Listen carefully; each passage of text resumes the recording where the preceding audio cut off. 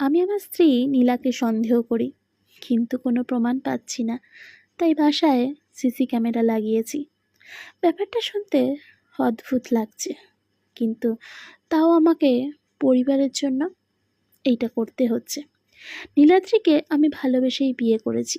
3 বছরের প্রেম করে অনেক যুদ্ধ শেষে বিয়ে। কিন্তু আমি সংসারের জন্য দিন রাত কাজ করতে করতে আর বড় ছেলেটা আর ছোট মেয়েটা হওয়ার পর ভালোবাসা বলতে ফেসবুকে ছবি আপলোড করে ভালোবাসি বলাতেই আটকে রইল। নীলাকে এখন আমি চিনতে পারি না। কি খিটখিটে আর ঝগড়াটে হয়েছে। কথায় কথায় খোঁটা দিয়ে কথা বলা, সারাক্ষণ রাগ যেন নাকের উপর। প্রায় দেখি সন্ধ্যা অবধি চুল ভেজা।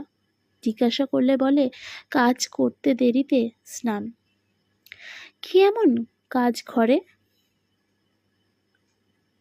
মা বাবা আর 2টো বাচ্চা। ভাবা এমন যেন মায়েদের মতন 15-20 জনের রান্না করছে। কোনো কাজ ঠিক মতন করে না। একটা জিনিস পাওয়া যায় না। মাঝে মধ্যে শার্ট অবধি আয়রন করা পাওয়া যায় না। রান্না কোনোদিন ঝাল তো কোনোদিন লবণ নেই। সারাদিন অনলাইন দেখা যায়। জিজ্ঞাসা করলে বলে একবার হয়তো ঢুকি আর অফ করা হয় না। তাই আমার সন্দেহ লাগে। তাই কাল চুপি চুপি সারা ঘরে ক্যামেরা লাগিয়েছি। অফিস থেকে বসে দেখব। আমি মনিটর অন করলাম। ফাইলগুলো নিয়ে চোখ বোলাচ্ছি। নীলা এখন রান্নাঘরে সকালে নাস্তার পরে থালা বাসনগুলো পরিষ্কার করছে। ফাইল থেকে চোখ তুলতেই দেখি নীলা বেডরুমে বিছানাগুলো গুছিয়ে রাখছে, সব রুমের। অনিন্দ স্কুলে গিয়েছে। 2 বছরের মেয়া টিয়া তখনও ঘুম। টিয়ার জন্য চুলায় খাবার বসিয়ে রুটি সবজি নিয়ে বসলো। আমরা তো অনেক আগে করেছি, নীলা এখন নাস্তা করছে। সাথে মোবাইল নিয়ে অনলাইন ঢুকলো। আমি এইবার নড়ে চড়ে বসলাম। এইবার বুঝি ধরা খেলো বাছাধন।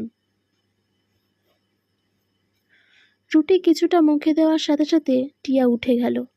টিয়ার কাছে গিয়ে ওকে অনেকক্ষণ আদর করে ঘুম থেকে তুলে নিল। টিভির সামনে বসিয়ে দিল। একবার ওর খাবারটা খাচ্ছে, আবার রান্নাঘরে টিয়ার খাবারটা রেডি করছে। টিয়াকে খাওয়াতে নিল। টিভি দেখছে, দৌড়াচ্ছে, কত কিছু করছে, কিন্তু তখনও অনলাইন দেখাচ্ছে নীলাকে। কিন্তু ও বাচ্চার পিছনে ছুটছে। আমি কাজ করছি আর মনিটরে চোখ বোলাচ্ছি। মেয়ের খাবার শেষ হলো 1 ঘন্টায়। নীলা আমার কালকের শার্ট প্যান্ট, ছেলের ড্রেস, মেয়ের অনেকগুলো ছোট ছোট ড্রেস সব তুলছে। বাথরুমে নিয়ে সব সাবান পানিতে রেখে আবার রান্নাঘরে ফ্রিজ থেকে মাছ মাংস নামিয়ে মাকে বলল তরকারি কেটে দিতে। ভাত আর টিয়ার জন্য খিচুড়ি তুলে দিয়ে একটা কাপড় নিয়ে ঘরের সব ফার্নিচার পরিষ্কার করছে। তখনও অনলাইন শো করছে নীলাকে। মোবাইলে চোখ গেল, এসে ডেটা অফ করে কাজ করছে। আবার রান্নাঘরে গিয়ে রান্না দেখছে। চুলায় একদিকে তরকারি দিল খুব দ্রুত, আবার পেঁয়াজ কেটে চুলায় দিচ্ছে, আবার মাংস কাটছে। তখন বাবা এসে বলল চা দাও তো একটু কড়া করে, আর একটু নাস্তা দাও। নীলা চুলায় তরকারি নাড়ছে, আবার বাবাকে খাবার দিচ্ছে। নীলা আবার ছুটছে টিয়ার পিছনে, ফ্রুটস খাওয়াচ্ছে। তারপর বাথরুমে গিয়ে কাপড় সব ধুয়ে শুকাতে দিল।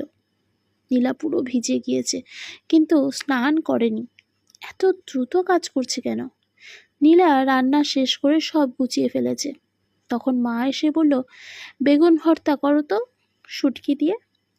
নীলা মায়ের দিকে তাকিয়ে রইল, কিন্তু কোনো কিছু বলল না। হঠাৎ আমার ব্যাপারটা চোখে লাগলো। নীলা রাগও দেখালো না। এইটা হয়তো প্রতিদিন চলতে চলতে নীলার রাগ হয়তো আগে করতো, এখন থেতো হয়ে গেছে, অসহায় লাগছে। নীলা আবার মেয়ের খাবার নিয়ে ছুটছে। কি দুষ্টুমি, যখন খাচ্ছে না তখন একটা থাপ্পড় দিল। তখন মা এসে নীলাকে উল্টে বকা দিয়ে টিয়াকে নিয়ে গেল। খাবার রয়ে গেল। নীলা একটু চা খেতে নিল। তখন টিয়া আবার কান্না করছে। ওকে ঘুম পাড়িয়ে দিল। নীলা চুলায় বেগুন আর শুটকি দিয়ে ঘর ঝাড়ু দিচ্ছে। তখন অনিন্দকে স্কুল থেকে নিয়ে এলো বাবা। অনিন্দ এসে শুরু করলো দুষ্টুমি। নীলা অনিন্দ আর টিয়াকে স্নান করাতে নিয়ে গেল, যেন যুদ্ধ করছে। আবার এইদিকে রান্নাঘরে ভর্তার জন্য দেওয়া বেগুন প্রায় পুড়ে এসেছে। নীলা ঘর মুছতে নিল, রান্নাঘরে গিয়ে ভর্তা করছে, আবার ঘর মুছছে। বাচ্চাগুলো টিভি দেখা নিয়ে মারামারি করছে। নীলার পরিষ্কার করা ঘরে আবার ময়লা করছে। নীলা ওদের বকাবকি করছে।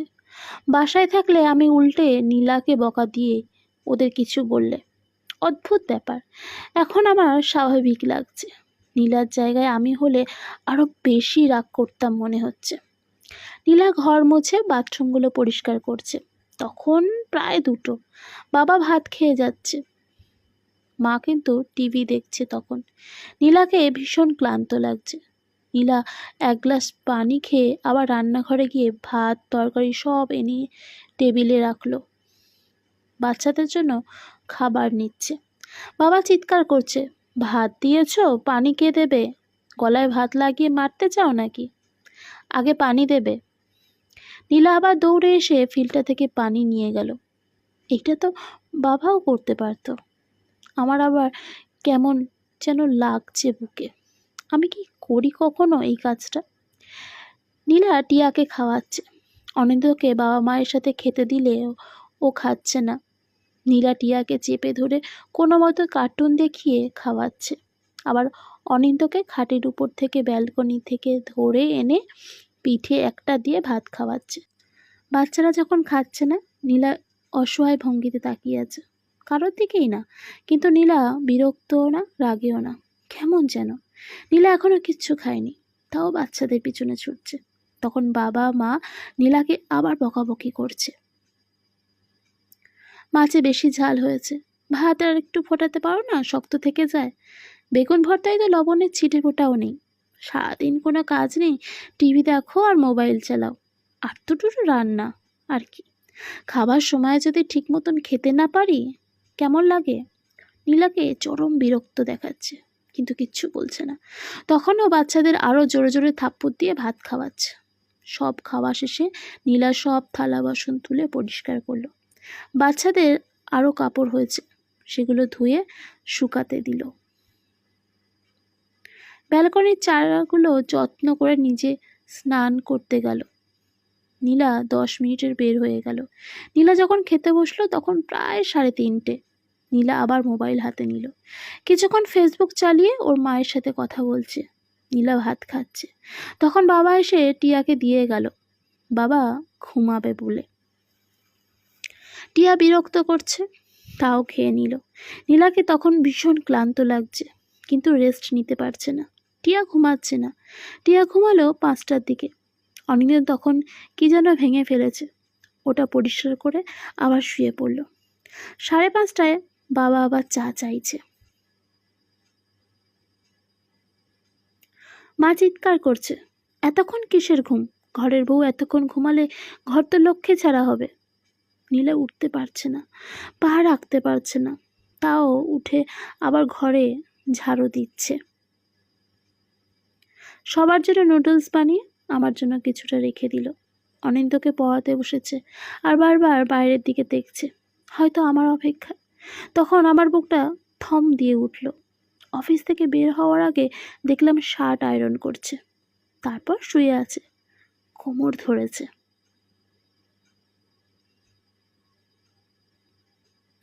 বাসায় ফিরে এলাম। আজ নীলার চোখে চোখ মেলাতে পারছি না, কিন্তু এইটা নীলা 10 বছর ধরে করে আসছে। কতদিন হিসাব করলে আমি নীলার সামনে দাঁড়াতেই পারবো না। পরের দিনও সেম রুটিন নীলার, কোনোদিন আরও বেশি। মাঝে মাঝে টিয়াকে কোলে নিয়েই কাজ করে। কারোর সাথে মোবাইলে কথা বললে সেটাই ওর কথা। সারাদিন আর কার সাথেই বা কথা ওর। আমিও তো দরকার ছাড়া পাশে বসে কখনো গল্প করেছি, ভুলে গিয়েছি। এইভাবে 3-4 দিন দেখার পর নিজেকে ভীষণ অপরাধী লাগছে। কত আদরের মেয়ে ছিল নীলা। 10টায় ঘুম থেকে উঠে ভার্সিটি যেত, আমার সাথে দেখা করতে এলে কত সেজে গুজে আসতো, অনেক লম্বা চুল ছিল, যত্ন করত। আর এখন আমার ঘর, আমার সন্তানদের জন্য ওর কোনো শখই আর নেই। আর আমি তো ওকে ভালোবাসতেই ভুলে গেছি।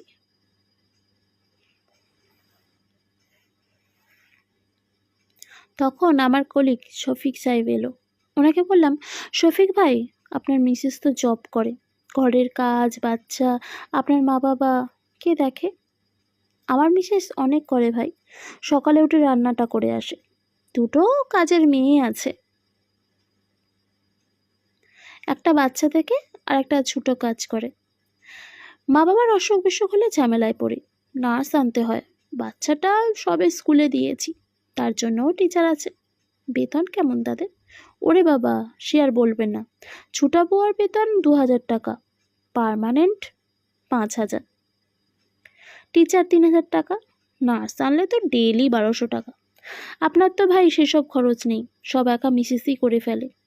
আর আমরা ছুটির দিনে প্রায় ঘুরতে যাই, মিসেস সারা উইকেন্ডে কাজ করে রিল্যাক্স চায়, সেটাও একটা খরচ। তারপর ভাই মেয়েদের ধন্যবাদ দিতেই হয়। আমার মিসেস সারাদিন কাজ করে আমার ঘরের সব দিকে নজর, কাজের মেয়েটাকে আসলে ধন্যবাদ এত কিছু সামলায়।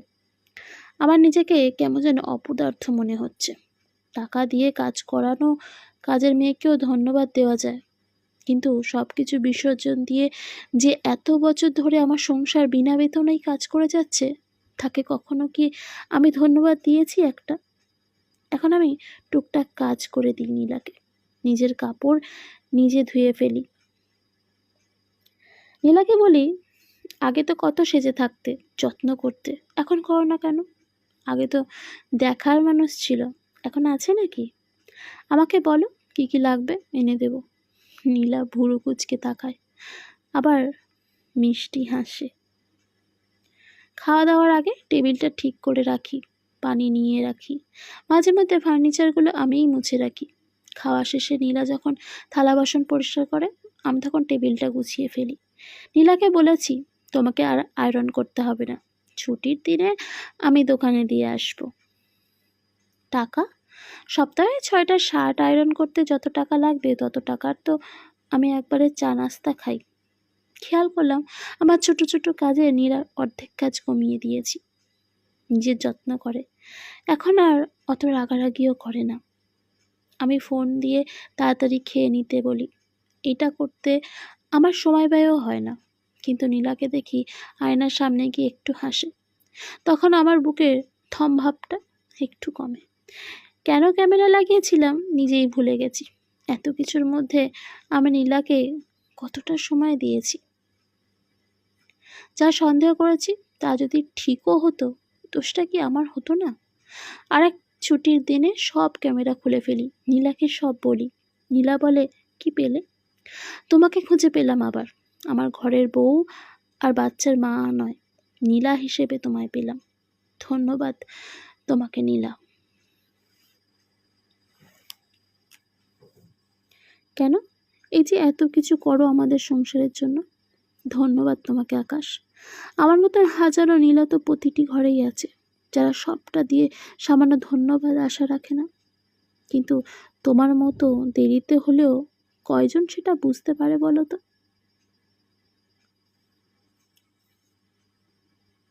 তাই তা তোমাকে ধন্যবাদ দিয়ে জামদানি দেবো ভেবেছিলাম, তাহলে লাগবে না মনে হয়? ও মা, কেন লাগবে না? আর আমি তোমাকে ধন্যবাদ হিসেবে তিতা করলার রস খাওয়াবো কাল থেকে, তোমার পেট বেড়ে যাচ্ছে। মা, না না। নীলা তখন উচ্চস্বরে হেসে উঠল, ঠিক আগের প্রেমিকার মতন।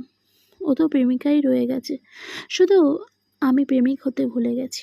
নীলা হাসছে, সাথে হাসছে ঘরের দেওয়ালটা, ছবির ফ্রেমটা দেখি তুলে তুলে হাসছে। বারান্দায় সিল্কের পর্দাটা খুব জোরে বাতাসে দুলছে। বারান্দায় নয়নতারা ফুলের গাছটা হাওয়ায় ঝুঁকে হাসছে নীলার হাসির সাথে। গল্পটি ভালো লাগলে চ্যানেলটি সাবস্ক্রাইব করতে ভুলবেন না। ধন্যবাদ।